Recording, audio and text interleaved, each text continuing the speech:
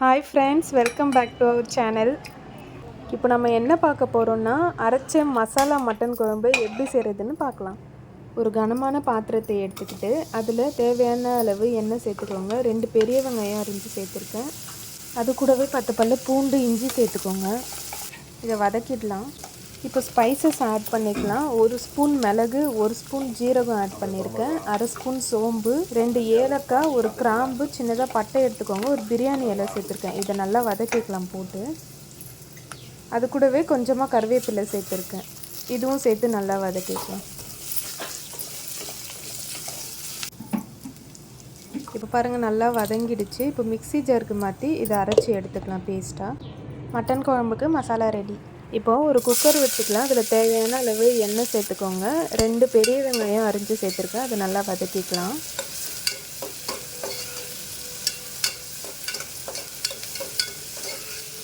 அது கூடவே கொஞ்சம் புதினா, கொத்தமல்லி சேர்த்துக்கோங்க. சேர்த்து நல்லா வதக்கிக்கலாம்.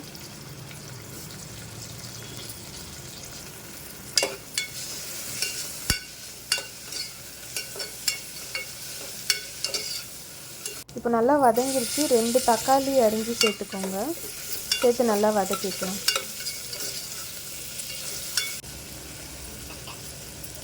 இது கூடவே நம்ம அரைச்சி வச்ச மசாலா சேர்த்துக்கலாம். தேவையான அளவு மஞ்சள்தூள் சேர்த்துருக்கேன். சேர்த்து நல்லா வதக்கிக்கலாம். இப்போ ஸ்பைசஸ் ஆட் பண்ணிக்கலாம். 2 ஸ்பூன் தனி மிளகாத்தூள் எடுத்திருக்கேன். 2 ஸ்பூன் தனியாத்தூள் எடுத்துக்கோங்க. தேவையான அளவு உப்பு சேர்த்துக்கோங்க. இது எல்லாமே சேர்த்து நல்லா வதக்கிக்கலாம். இப்போது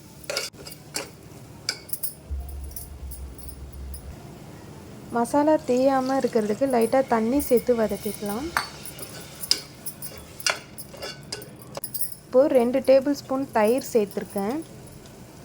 சேர்த்து நல்லா பச்சை வாசனை போகிற அளவுக்கு வதக்கிக்கலாம். இப்போ இதில் 1/2 லெமன் ஆட் பண்ணியிருக்கேன். நல்லா வதக்கிக்கலாம். நான் இன்றைக்கி 1/2 கிலோ கறி எடுத்துருக்கேங்க. கறி சேர்த்துக்கலாம். இப்போது சேர்த்துட்டு நல்லா வதக்கிக்கலாம். இது இப்போ இதில் தண்ணி சேர்த்துக்கலாம். கறிக்கு மேலே வர அளவுக்கு தண்ணி சேர்த்துக்கோங்க. இது நல்லா இப்போ மிக்ஸ் பண்ணி விட்டுக்கலாம். பண்ணிவிட்டு விசில் விட்டுடலாம். 5 விசில் விட்டுக்கோங்க. 5 விசில் விட்டாச்சு. இப்போ பாருங்கள், அரைச்சி ஊற்றின மட்டன் மசாலா குழம்பு ரெடி. இந்த மட்டன் குழம்பு சாதம், இட்லி, தோசை, சப்பாத்தி எல்லாத்துக்குமே சாப்பிடலாங்க. அவ்வளோ சூப்பராக இருக்கும். நீங்கள் ட்ரை பண்ணி பார்த்துட்டு எனக்கு கமெண்ட் செக்ஷனில் எப்படி இருந்ததுன்னு சொல்லுங்கள்.